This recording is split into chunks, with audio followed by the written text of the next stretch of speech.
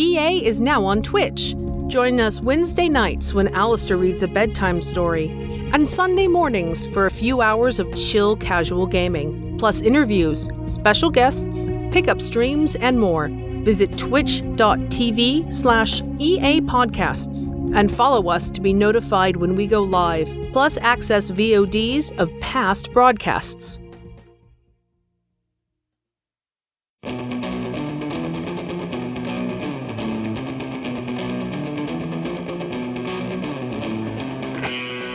Escape Pod, Episode 992, Nerves into Circuits, by Lyra Mura.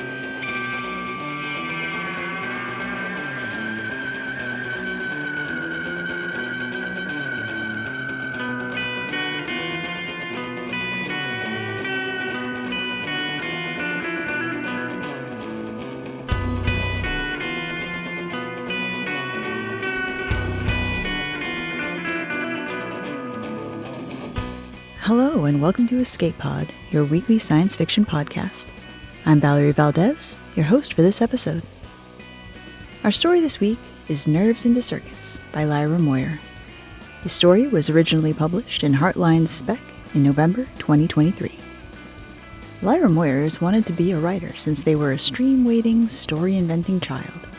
Now they chase that dream in Colorado, where they live with their husband, backyard skunks, and overflowing collections of journals and books. When they're not writing, they can be found down a Wikipedia rabbit hole or basking in a sunbeam. Their short fiction can be found in Troll Breath magazine, Heartline Spec, Cosmic Horror Monthly, and several anthologies. Lyra's contemplations on international music, early 2000s television, world building, and other bizarre phenomena, along with pictures of their doodles, can be found at lyramoyer.blogspot.com. Our narrator, Rosie Sentman, is an actor, voice actor, singer, and all-around theater artist, originally from Georgia and now living in Boston, Massachusetts. Outside of performing, they are an independent researcher focusing on cosmic horror and the decadent movement, and are passionate about disability rights, surrealism in theater, and their orange cat, Whitby. You can find more about their projects and contact them at rosiesentman.com. Now, get ready for some disabled heroes to fight as a team, because it's story time. Nerves into Circuits by Lyra Muir. Read by Rosie Sentman. Metal arms descend to press skin-soft conductor strips over my shoulders. The Neurasuit has been in warming mode for a few minutes. My overwrought senses accept the lines of heat like a gift. Despite my anxiety for the fight, my trapezius muscles relax, creaking in the silence. Released from the tension, my vertebrae settle into place with small snaps, one or two with each breath. Wires snake through my hair, massaging the scalp pain I didn't notice was there. More swirl around my neck, tickle between my toes, seeking the overabundant bristles of my nerves. The Neurasuit folds around me with a hiss and a click, shutting out the cold night air. Before the systems launch, before the fight begins, I have a moment of perfect comfort in little space built for me. Jolt. Systems connect. I am the Neurasuit. The metal is my bones, the force fields my flesh, the hydraulics and wires my muscles and nerves. I am hard, my new limbs pressurized cannons of potential energy, my skin a web of humming electricity. My actual skin hums too, but in a different way, protesting its own existence. The lights flick on in lines. 1, 2, 3, 4. 1, 2, 3, 4, 5. Implosions of sensation rolling up my back, down my limbs, splaying into my clawed hands and feet. An exhilaration of wind curves around my artificial body. It doesn't hurt. For now. My breathing tube conveys the stink of our enemies. Like sulfur. Like rain upon burnt ruins. Imri's voice crackles over the comms. Should have known they were coming tonight. too loud. My ears echo every syllable with a repulsed spasm. I wince, and the suit reads my discomfort, turning the sound down. Those clouds at sunset, unnatural. Looked like the sky was full of tomatoes. I wish I'd realized and taken a nap. Doesn't matter to me, I say. Couldn't sleep anyways. At least we have something to do now. Trying to shut my shoulders up was getting boring. I'd rather be sleeping, despite my bravado, but we must work within our limits, must we not? That's the spirit, says Espen, a wince in his voice. Seems we all are suffering from the change in air pressure this evening. Imri is crouching already, the piston rods in her legs driven deep into their casings, waiting to spring.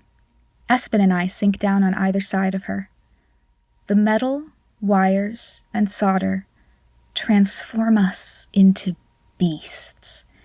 Sharper, bigger, faster, stronger, with razor claws and ruthless jaws. The lights delineate our shadowy bodies, flickering like the rainbow cilia of comb jellies. We are the only people who can control the neurosuits. Our over-communicative nerves will scream that a rough pants seam or an ice cube in the palm is pain. So they flood the gap between neurons and circuitry with abundant commands, compelling the suits to follow our impulses as if they were our own bodies. Imri discovered our latent powers some 5 years ago, when we were mere roommates, trying to make a dingy, too-small house suit our diverging needs. At the time, her nighttime tinkering in the cramped shed was an oddity that Espen and I envied. Where did she find the energy after her 9 to 5 as an engineer? We hadn't guessed it was a bid for survival, for our city and for our struggling bodies. We didn't know those robot skeletons would be the bond that would cement us as a unit. Fighters, friends, comrades. Espen's head lifts, jaws opening to take in more scent. Which direction are they coming from? I turn my face to the clouds boiling in the night sky. Lenses twist and stack in front of my eyes, magnifying a blur of motion. There, I say, pointing with a talon.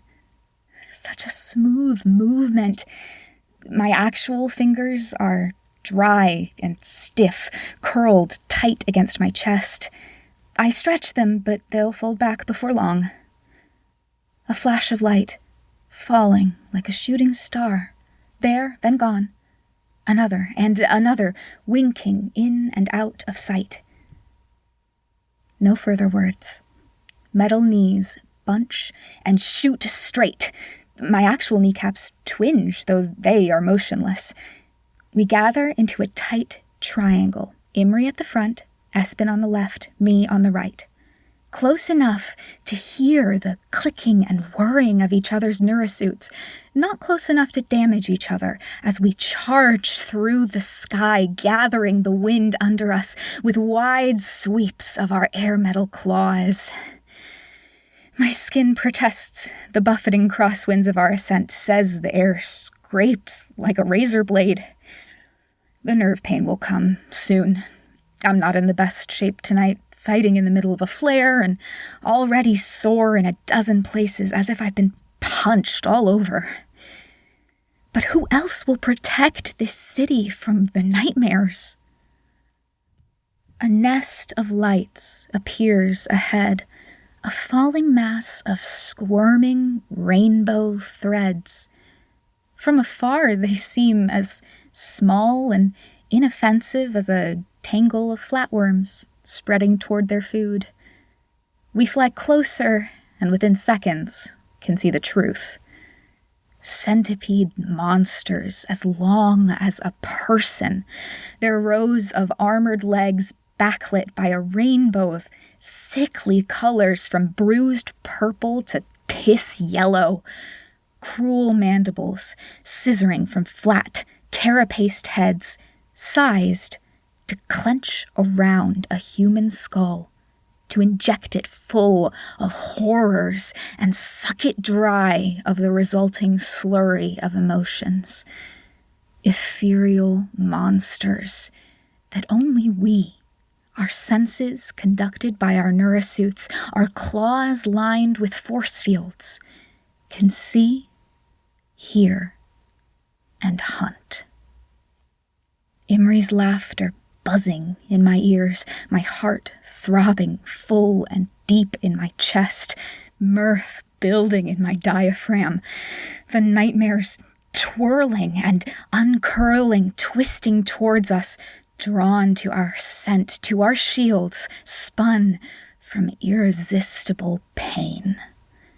Espen whoops, soars through the air and collides with one, catching and wrangling it like a thrown rope. Then Imri, then I, talons latching around glossy dream chitin. A nightmare's mandibles snap inches from my neurosuit's skull, but I wrestle it away and tear the beast's head apart like a bread roll. Cloudy gas gushes out, a humid spray of venom, stinging but harmless against my fields. And nonetheless, a splash of nightmare, an image of me drawing the aching bones out of my fingers as if they were splinters. Weak sauce. I shake it away. Another slams against me. My chest seizes against the line of impact, but I breathe steady, tries to constrict me like a snake. I struggle my foot into its loops and straighten my leg, grasping either end to break its body like a branch. Aerosolized venom goes kss, kss against my shields. Sting, sting against my nerves. I snatch another as it whips past, crush its middle in my jaws, and fling it away. Its body plummets toward the distant lights of the city, dissolving as it falls. A wave of nightmares rises and breaks against my mechanical body.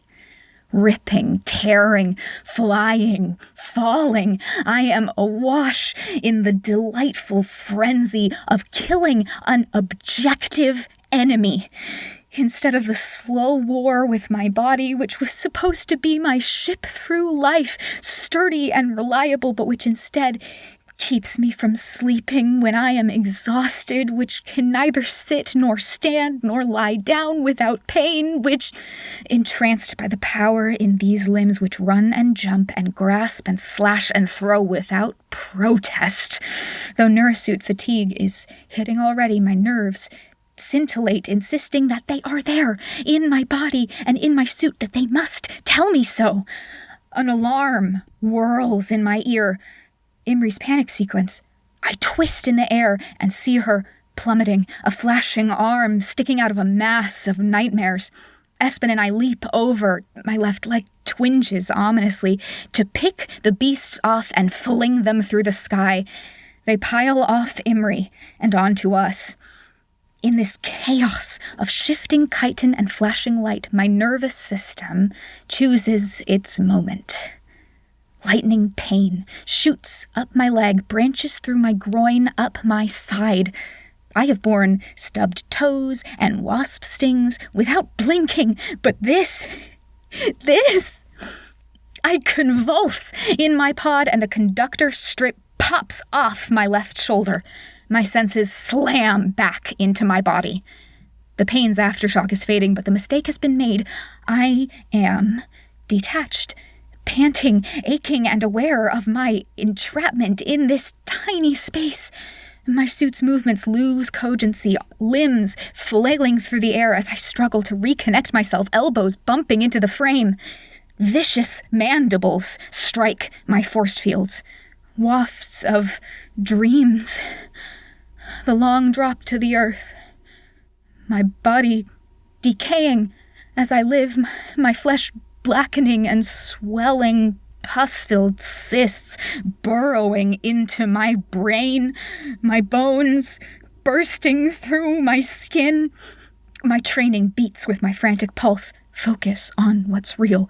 Focus, focus. My body intact. Imri and Espen nearby, in battle or in the other room, ready to help me out of the bath, bring me food, accompany me through sleepless nights as I am for them.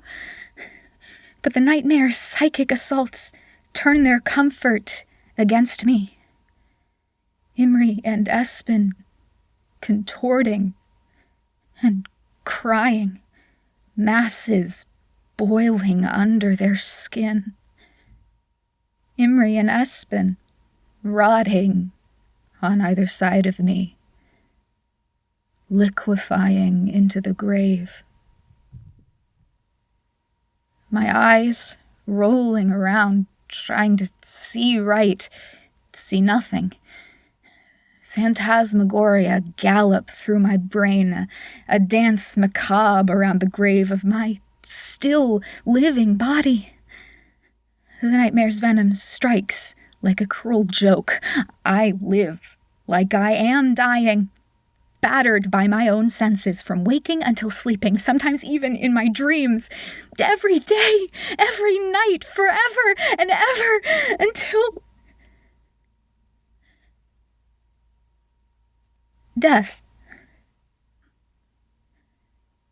Now that it is close, do I welcome it or fear it?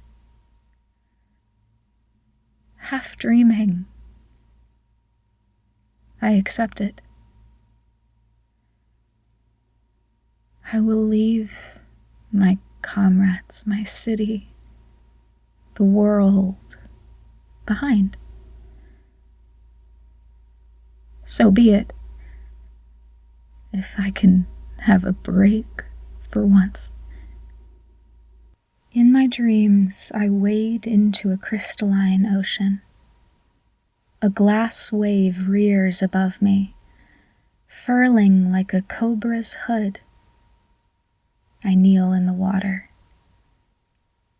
It is frightening, this calm resignation, but this is it.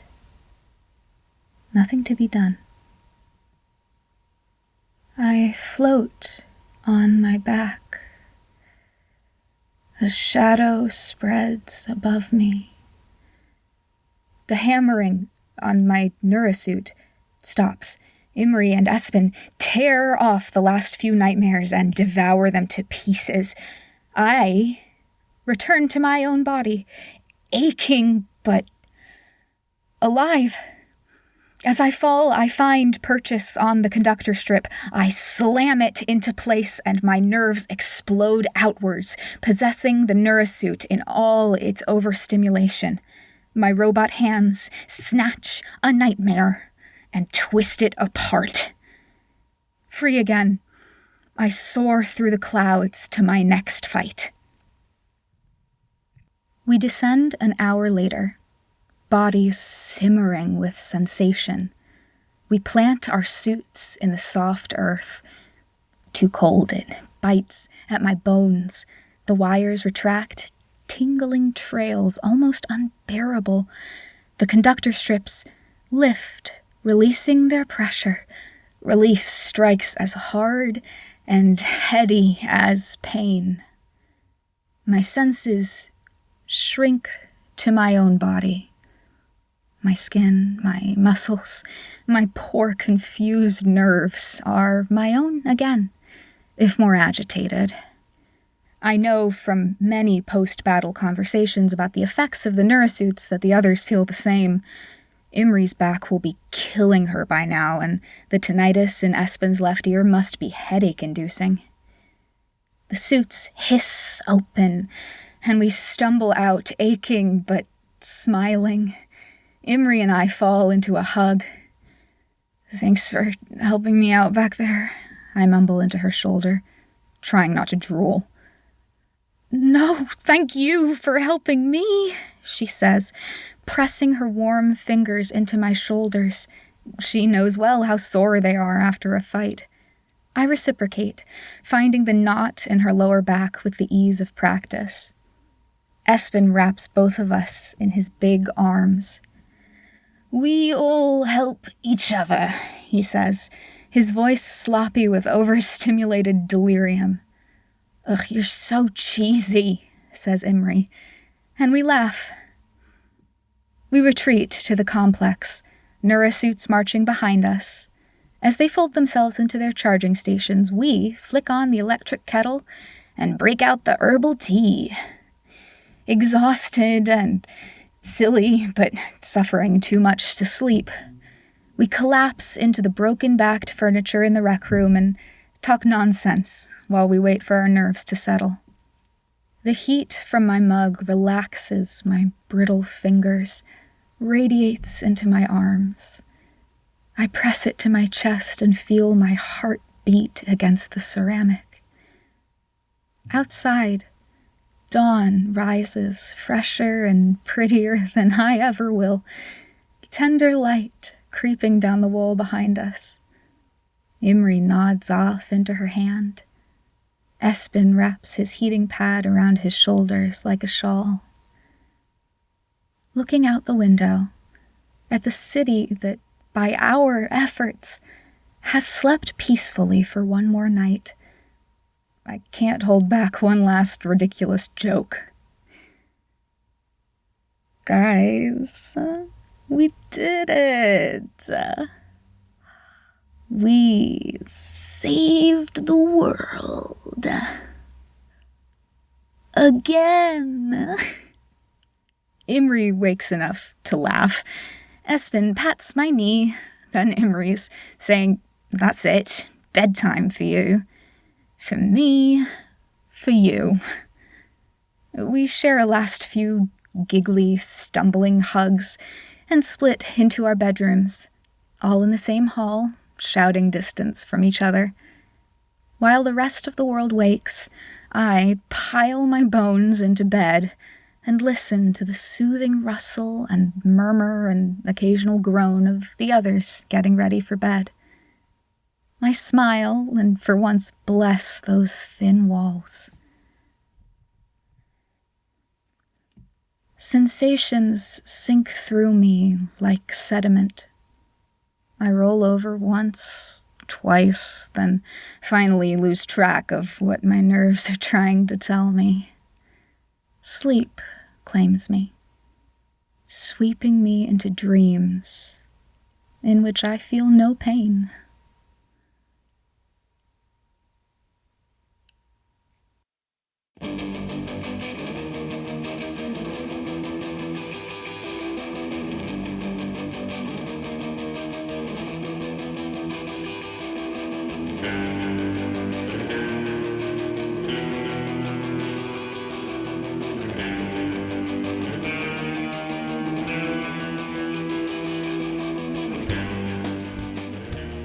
Once again, that was Nerves into Circuits by Lyra Moore. The author had this to say about their story. Due to fibromyalgia, I'm in constant pain. Every waking moment, sometimes even in my dreams. It is a misery, but also a strength in a way that I struggle to verbalize. It is easier sometimes to write a story, to expand an idea through narrative. So I wrote this story in an attempt to capture something about the experience of chronic pain, which can manifest with such vivid variety, and which can be parenthetical most times, then dominate your attention at others. From there, I found myself exploring the complex relationship one can have with pain, the way it can be both a weapon and a trap, the way it can drive you towards action and bravery, even as you fight despair, and the way you can find community with others who know pain and illness well. The idea that a disability can be a superpower is one that can sometimes be applied in problematic ways, especially in science fiction. It can erase the real struggles of humans and replace it with a sanitized narrative that favors cures over accommodations, triumph over endurance. It can fetishize experiences, turn suffering into a virtue, and impairment into inspiration. Stories like this, by contrast, examine one kind of disability through a clear lens, in which the pain is not removed, but rather transformed temporarily. The character's heroism is one facet of their reality, instead of simply an escape from it. their bodies are expanded, not eliminated. As a particular subset of society pushes for genocidal models of eugenics that dehumanize disabled humans, it's more important than ever to push back with stories of the myriad truths of disability told by the people living them. As the trio in this story discovered, they are not alone. While each of us is fighting a different battle, if we work together like they do, we can all change the world for everyone in it. Escape Pod is part of the Escape Artists Foundation, a 501c3 nonprofit, and this episode is distributed under the Creative Commons Attribution Non-Commercial No Derivatives 4.0 International License. Don't change it, don't sell it. Please do share it. If you'd like to support Escape Pod, please rate or review us on Spotify, Apple Podcasts, or your favorite app. We are 100% audience supported, and we count on your donations to keep the lights on and the servers humming. You can now donate via 4 different platforms. On Patreon and Ko-fi, search for Escape Artists. On Twitch and YouTube, we're at EA Podcasts. You can also use PayPal through our website, escapepod.org. Patreon subscribers have access to exclusive merchandise and can be automatically added to our Discord, where they can chat with other fans as well as our staff members. Our opening and closing music is by Daikaiju at daikaiju.org. And our closing quotation this week is from Alice Wong, who said, "When something can't be fixed, then the question is, what can we build instead?" Thanks for joining us, and may your escape pod be fully stocked with stories.